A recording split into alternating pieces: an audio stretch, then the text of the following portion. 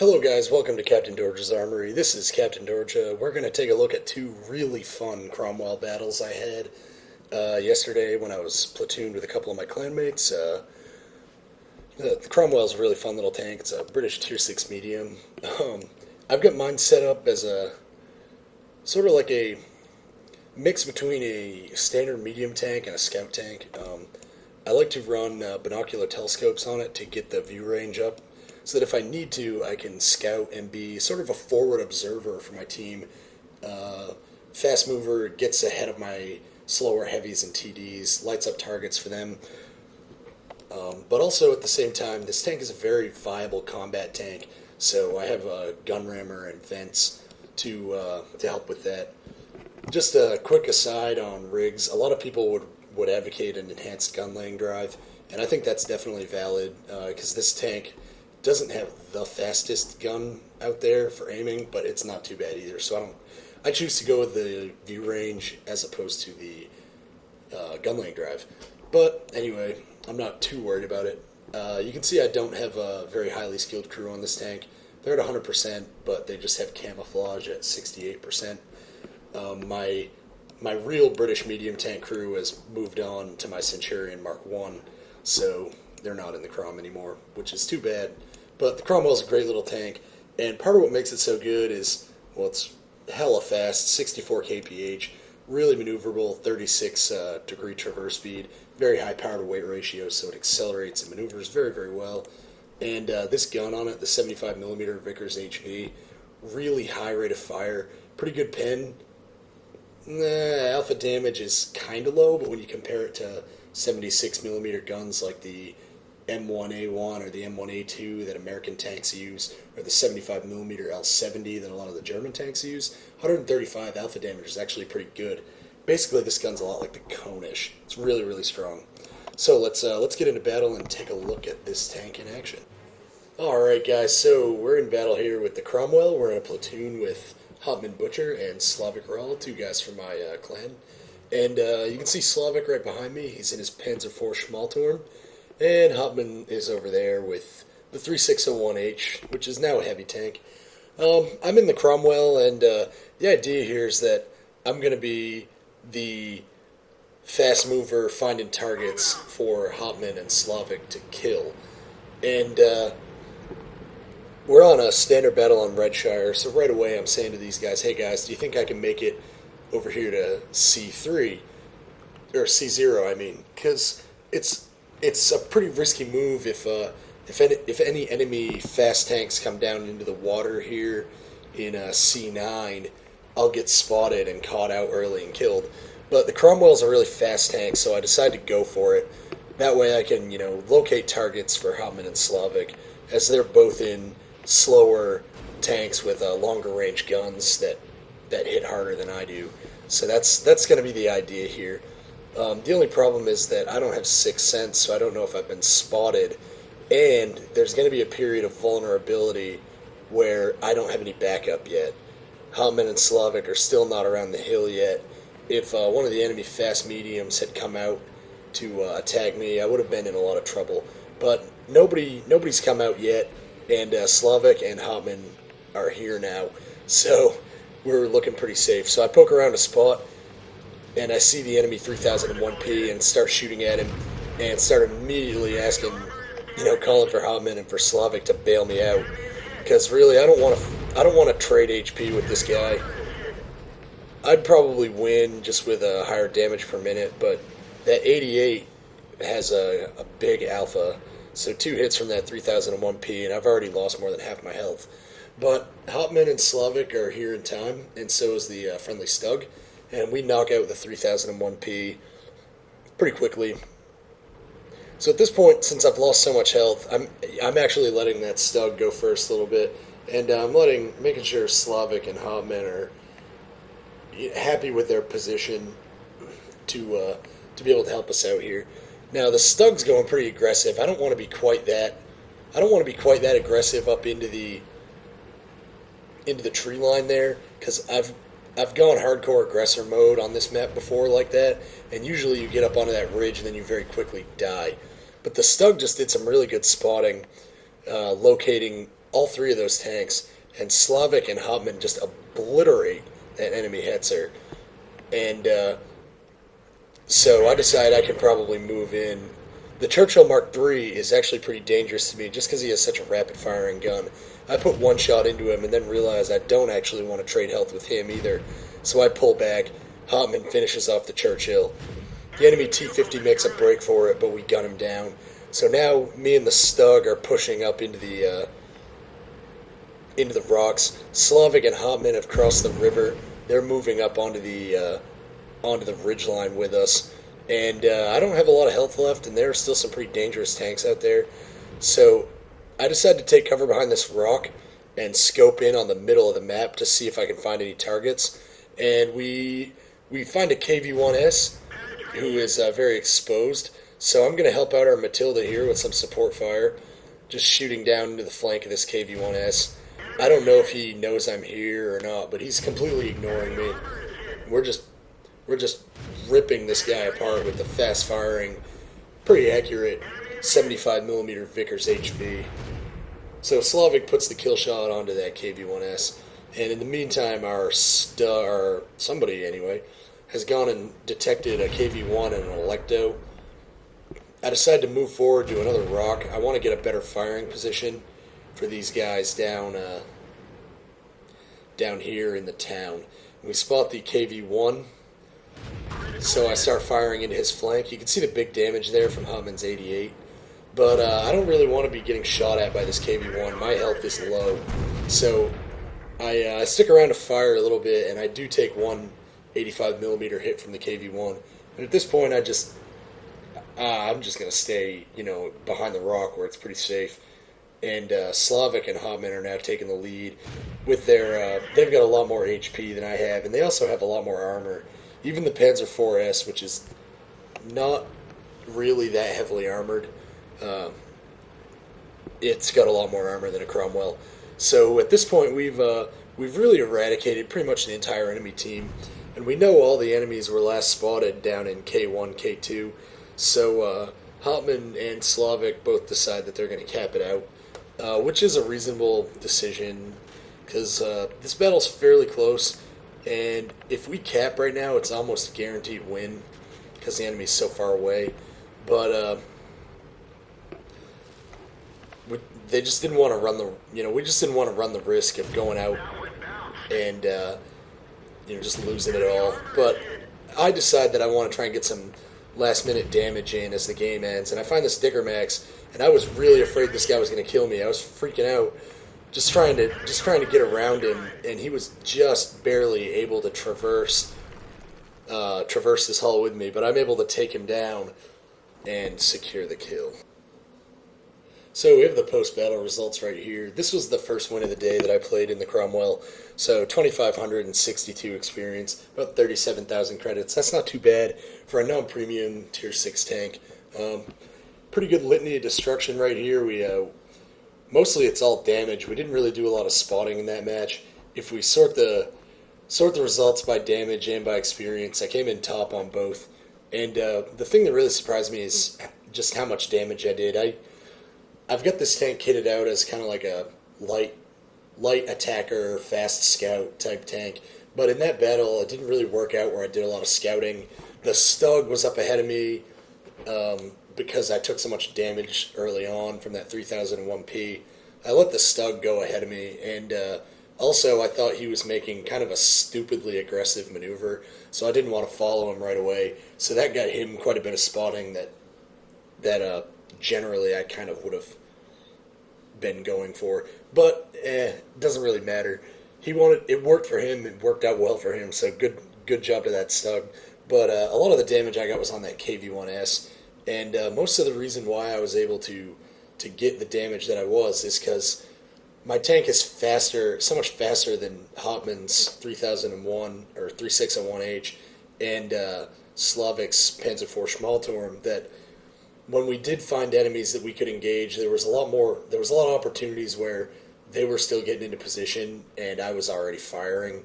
And the other thing too is that just the really, really high rate of fire on the 75 millimeter Vickers HV gun that the Cromwell uses. It's just a great gun for a medium tank. Um, it's kind of like the L70 on the Panzer IV-S, but faster firing and with a little bit more damage per hit. It's kind of like the Konish gun on the. It's actually a lot like the Konish gun on the 3601H, but since they changed the tank to a heavy, Haptmann swapped to the 88. We can see that I fired 23 shots. Out of those 23, 18 hit and 16 penetrated. So we did 1,800 damage. That's pretty good. Took 4 hits and very, very nearly died for it.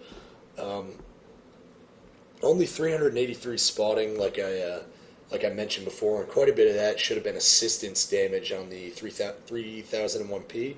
So almost no spotting right there. Good little moneymaker tank for a tier 6. Even if I didn't have a premium account, I still would have made 18,000 profit, which isn't too bad at all. And 854 on doubled experience is nothing to write home about, but unmodified experience rather. But it was just such a fun game. It was just a fun match. I'm glad I kept this tank. The Cromwell's it's just such a zippy little medium tank. It's really fun, even for terrible light tank drivers. The Cromwell's practically a light tank. I'm a horrible light tank driver, but I just really enjoy the Cromwell. I'm really glad I kept it. It's definitely one of the funnest tier 6s in the game. And if you look at my garage, you'll see that I have a lot of tier 6 tanks. There's a lot of tier 6s in this game that are really fun and really, really good. And the Cromwell's definitely one of them. So I'm totally glad I kept it. But that's not all. I've definitely got a Cromwell game that was even more fun than that last one we just played. So we're going to take a look at that. All right. Well, the last match was nothing special. We were 3 tier 6s in a tier 6 match, all in a platoon, and we did really well. But that's really to be expected. This time, I looked at the matchmaker and just said, I mean, XVM is giving us about a normal win chance, but it's going to be hard to influence the game in a tier 6 platoon when there's so many tier 8s, and there's quite a few tier 7s as well. There's only 4 tier 6s per team in this battle, and on our team the 4 tier 6s are, well, there's only 3 tier 6s on our team actually, and all 3 of them are our platoon. I'm in my Cromwell again, Slavik is in his Panzer IV-S again, and Haptmann, right there, you can see him. He's in the new German Tier 6 medium, the 3002M, and he seems to really like that tank a lot. We played quite a few games with the 3002M yesterday. Haptmann was having a good time in it. So even though we're like real low men on the totem pole in this battle, we're going to get up on the hill right away, just because it's, I mean, the island, in my opinion, is a death trap, and the village is like the big boy battleground. I do not want to be in the big boy battleground. I just realized my over target markers are not set up properly because of this stupid patch problem. So I'm actually going to pause the video, fix my over target markers, and we're going to pick it back up where we left off. Alright, we have the over target markers turned back on so we can actually tell what we're looking at. You can see just a little bit of the situation right here. Most of the friendly team is going around the hill to the village. Up on the hill, there's really not a lot. We've got a 110 trying to help out up here, which is good. Slavik basically unable to get up here because his tank is really slow. Me and Haptmann are up here, along with our 2 lights. But the enemy's got a KV-1S and a T-34 pushing up into us. So we're going to get the battle back going again. Basically, I decide I don't want to be there trading shots with a T-34. So I'm going to move over to where this T-34 or this T-50 just died, and I'm going to look for opportunistic shots down into the village. We know there's a lot of enemy tanks in the village, so I want to be looking at that. We can see Slavik over there just killed a KV-1S, and I remember at this point in the match, Slavik was just sitting there firing, and his remark at the time was, "How the heck am I not dead? I'm camping in like the most dangerous place on the entire map in a tier 6. But somehow Slavik is very much alive and well, and our team over there is doing pretty good. They just took out the T-34. It looks like a Super Pershing and an IS-3 have come up in support, so that's good. I found myself a Hellcat, and I engage the Hellcat again. I'm just looking for very opportunistic damage at this point. I'm playing the Cromwell like a carrion bird, just looking for things that are dead or dying so that I can pick the bones off their flesh. I know that's a pretty morbid way to say it, and kind of a graphic description, but I feel like it's a good way to describe what I'm doing here, because I mean, I'm not looking for healthy prey. I'm looking for people that are outflanked, that are in trouble, so that I can add to their troubles and flank them even more. I'm looking for people that are out of position, or maybe not in a tank very well suited to what they're trying to do. So I see that Hellcat breaking across the open. I engage him, but my first shot misses, my second bounces. So I'm taking a pot shot at that IS while I get the chance. I can see that T-20 over there on really low health, and I would like to kill him, but not really getting any opportunities. I'm not sure how far down I'm going to have to poke for that T-71, but I have been thinking about that T-71 over there too. Again, looking like a carrion scavenger. I was able to get a sneaky hit in on that T-25 too, so just kind of watching him. He's in a bad spot, and I'm just watching to see if I can make his spot worse. So I can see the friendly Super Pershing aggressively moving in, which is cool. I realize I can very, very safely get shots at that T-71, so I take a couple of shots at him. And, I'm also just still looking to finish off that T-20, because, again, he's on extremely low health. And a T-20 is a pretty good little tank, so I would like to make him killed if I could. Somehow I bounced off the T-71, which was pretty depressing. But we put a couple of good hits into him as he makes an end run around the Super Pershing. I just saw that Haptmann has killed a Lerva, and Slavik is now dead. Haptmann's on 3 HP, and he's over there shooting down into the roofs of those heavy tanks at the base of the hill. We're in a pretty good position here, so I decide it's just assassination time. I make a drive-by on the T-20, keep going, make a drive-by on the T-25 too. I'm up to 3 kills at this point, and the only things left are the enemy IS-6s, so it's time to look for opportunistic damage on an IS-6. But the problem with that is, even with the good gun that the Cromwell has, it only has 135 millimeters of penetration, so these are tough tanks to crack. I do have premium shells, but I really don't want to use them. One of the IS-6s just finished off Haptmann, but our team has this game completely in the bag. We're capturing the base. There's no chance that these IS-6s are going to kill us. The problem is I'm just not able to damage them. I try to shoot the back of their turrets, which are very weak on the IS-6, but this gun just doesn't have the pen to go through the rear of their turrets. So I realize I can shoot into the back of the hull of this one IS-6, so I start doing that, and I actually managed to light the guy on fire, but he had a automatic fire extinguisher. We only got 1 tick of fire damage. But it doesn't matter, as we're able to penetrate him 2 more times, getting a total of 600 damage to that one IS-6, which was pretty awesome. You can see our 110 tries to dive bomb the last IS-6 right as the IS-3 finishes him off. So we definitely had a really good game there. XVM showing 1999 damage. That's pretty healthy in a Tier 6 fighting all Tier 8s. So let's take a look at some post-game results. Obviously that was a victory. That was definitely not double experience, so we managed to get 1773 with premium and 1182 on modified, which last game the last Cromwell battle on Redshire, that was only like 800 unmodified experience. So this was a much better game all around.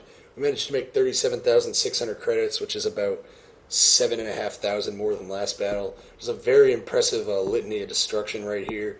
3 kills, including the drive-by on the T-20 and the T-25/2, plus the Hellcat, which we did almost 100% damage to him. If we sort the battle by damage, you can see that I actually came out second on our team and third overall in the entire match. This Tiger 2 and this ISU 152 were the only vehicles in that game that out-damaged me, so that was really surprising, just how much hurt I was able to push out with this Tier 6. And Slavik and Haptmann both had good games as well. with 13 to 1400 damage apiece. For a tier 6 platoon in that battle, our impact was just well out of proportion to what anyone could have expected.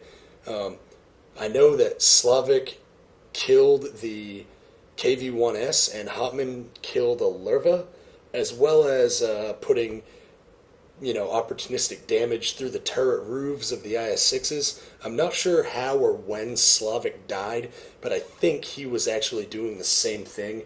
But the Panzer IV-S doesn't have very good gun depression, and the 3002M actually has alright gun depression. So I'm thinking that Slavik probably had to be a lot more exposed, and one of the IS-6s probably gunned him down. He was killed by Sofnav. Let's just take a quick look. Yeah, so one of the IS-6s was able to take out Slavik. But, I mean, really, just the impact that we were able to have in that match was way out of proportion to what you would have expected just from looking at the vehicles we had in the battle. So, just a great example of, don't despair when you get a big, a tier 8 match and you're in your tier 6s, or when you're in a tier 8 medium and you get tier 10s, or even a tier 4 against tier 6s. If you play smart, play to the advantages of your tank, you can have a big impact. And it's very rewarding as well. Like 34,000 credit profit without a premium account, that still would have been 21,000. That's pretty good. And 1,700 experience, or with standard account, almost 1,200 experience. I mean, the reward for that battle was really high. It was incredibly fun, especially because we were able to just pick on those tier 8s so effectively.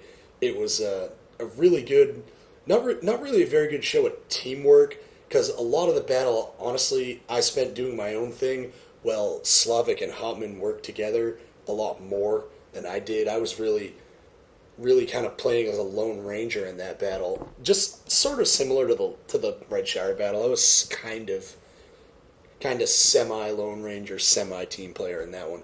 But just an amazingly fun match and a great little tank. Great example of what you can do with a good head on your shoulders and a decent tank at your command, even when you're at the low end of the spectrum. So I hope you guys enjoyed that. I definitely enjoyed both of those battles. They were just incredibly fun matches. Feel free to like and subscribe, or comment. Anything like that. I wish I could have done I wish I had had the live recording of this, because it would have been really entertaining. Because as all the things were going down, like, we were screaming, "Help! Help! Oh God! Oh, I can pet his turret roof!" Like, it was pretty good.